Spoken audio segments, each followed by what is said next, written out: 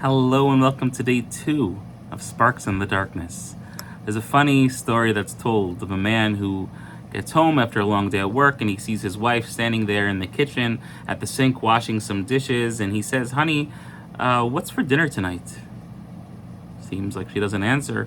He says to her again, "Honey, do you mind just telling me what's for dinner tonight?" Still no answer. He says a third time, "Honey, hello? Can you tell me what's for dinner tonight?" And when she doesn't answer after 3 times, he goes over to her, taps her on the shoulder, and says, "Honey, what's for..." And as he's asking the question, she turns around and she says, for the 4th time, "Pasta! Pasta is what is for dinner tonight." And it's a funny story because so often in life we see something as it's happening. We witness something taking place and we assume that we have the full picture. So often in life, when we notice something that is happening, we have a fraction of the story that is taking place.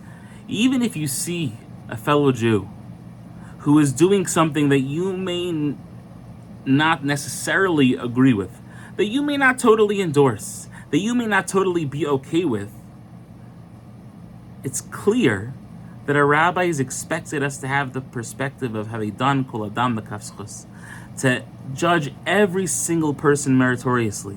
Because so often you are not seeing everything. You don't understand everything that is going on in that person's life. But sometimes you'll say, "Come on, that's ridiculous." We do see everything. Or not all the time. There are times when we don't see every single detail, but I know the guy, I understand the life he has. I could see some of his struggles, I could see some of his failures and failings, and I see a lot of the good that he has, but we don't see everything. And even if we think we understand, we don't understand.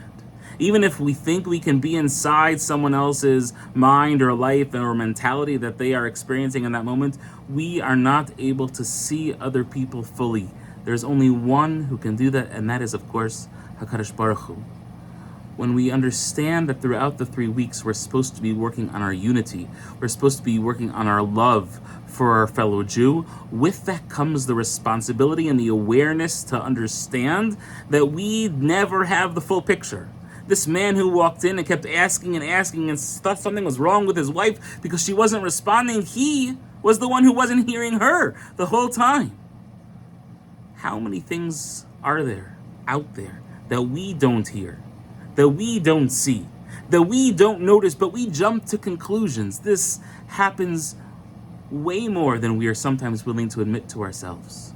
We must double down during this time period, no matter what, to be down the kafschus every single other fellow Jew, to judge every single person meritoriously. They tell the famous story of Rabbi Levi Yitzchak Miberdishev, that he saw someone smoking on Shabbos.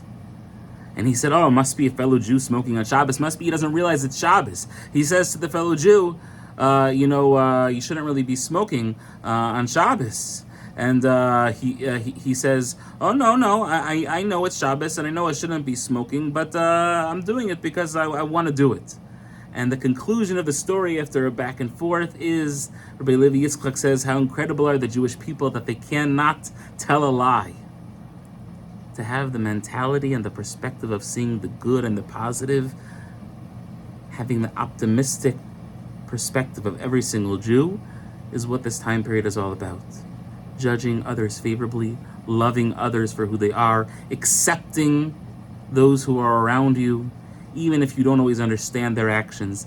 That's what this time period is about. Hashem should bless us with the ability to be dan l'kaf every single person who is around us. Wish everyone a beautiful day.